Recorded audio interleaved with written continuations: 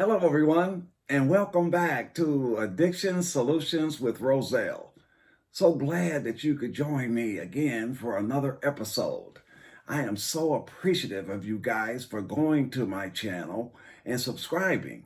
Now, as I say before every show, tell your family, friends, neighbors, co-workers, church members to go to the channel and subscribe. There may be some information on there that they can use. I always say you do not have to be a drug and alcohol addicted individual to be addicted.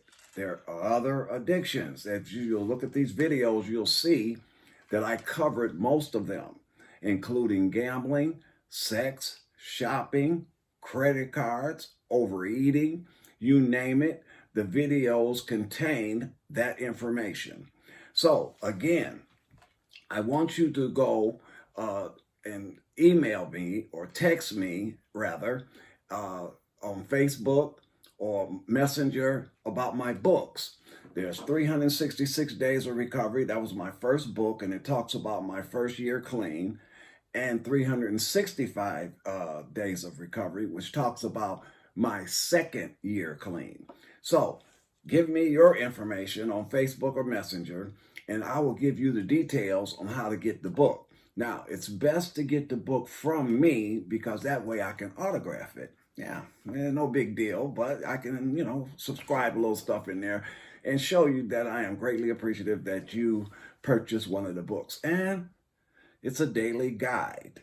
It's not the guide, it's just Roselle's guide. And Roselle's guide might help you because it has helped me for 32 years, almost 32, 31 and some change. So anyway, we want to get back into the 21-point manual. This is a manual that I wrote, but I haven't published it yet. So we've made it up to chapter 14. There were 21 chapters, and we're on chapter 14. And as I do always, I ask you to let me read because I can't memorize all of this. And so you've said, okay, Roselle, read the chapter. This is just a synopsis of the chapter. So anyway, it says, chapter 14 suggests that you begin to set short, attainable goals for yourself. You have to decide what those goals are, and the goals will depend on where you are in your life journey. The goals could consist of getting a GED or a high school diploma. You could attempt to enter a trade school. You could finish college or enter college. On the other hand, you can start to save money. Whatever the goal is, make sure it is attainable. Do not set goals that are out of your reach. So you say, Roselle, how do you know what goals are out of my reach? I don't. How do I know, what goals are attainable? I don't. Only you know that. So what you do, well, this is my suggestion. Sit down with a pencil, pad, and write down where you would like to be 3 months from now, 6 months from now, 9 months from now, 1 year from now. That way, put a heading under each, month, or, the 3 months, 6 months, 9 months, a year. Put a category. What would you like to do in that time frame?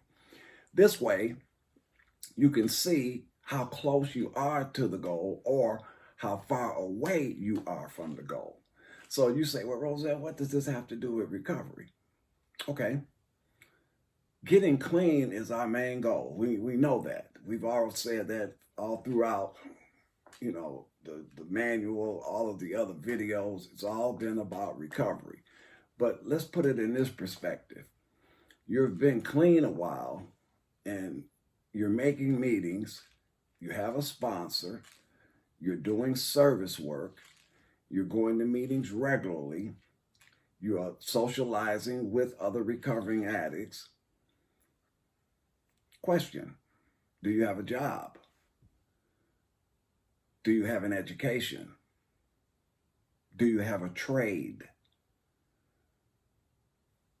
Are you in a relationship? Do you have children? So What does this have to do with recovery? Well, these things are a part of your life. We'll go backwards. Do you have any children? Have, in your recovery, have you established a relationship with them? And what I mean by that is there's two different people. There was one person they seen high and crazy and out of their mind. And now here's another person that is talking all of this good stuff. The kids are kind of confused. And then a lot of them are afraid because they don't know if you're going to slip back. So establishing a relationship with your children should be a priority. Now, it depends on how much damage was done, because in some instances, there was a lot of damage.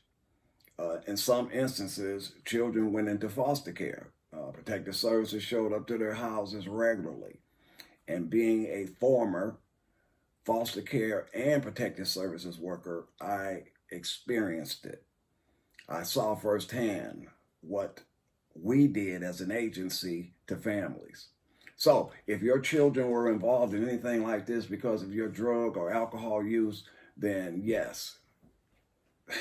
And I said in some of those videos, those children might have to go to Naranon, they might have to go to Al-Anon, they might have to go to Alateen. These are support groups for family members where you meet other people or other children or other family members that dealt with a person with a substance abuse problem.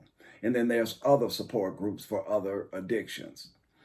Nevertheless, that's one goal. The other goal, are you employed?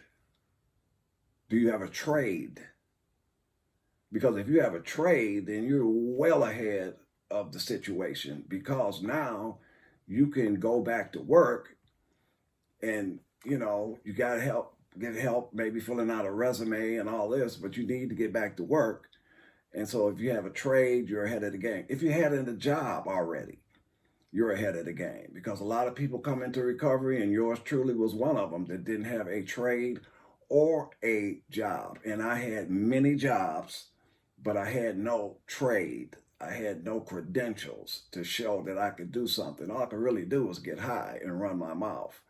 And so I guess that's why I ended up being a therapist. I guess that was my first job, was being a therapist. But anyway, I enjoyed it. I enjoyed speaking into individuals' lives. And so I'm still doing that today. So we're going to stop right there. This was chapter 14, establishing goals. And so, like I say always, go to Addiction Solutions with Roselle on YouTube and tap subscribe. It's free and it's anonymous. Thank you. Enjoy your day, and I'll see you soon.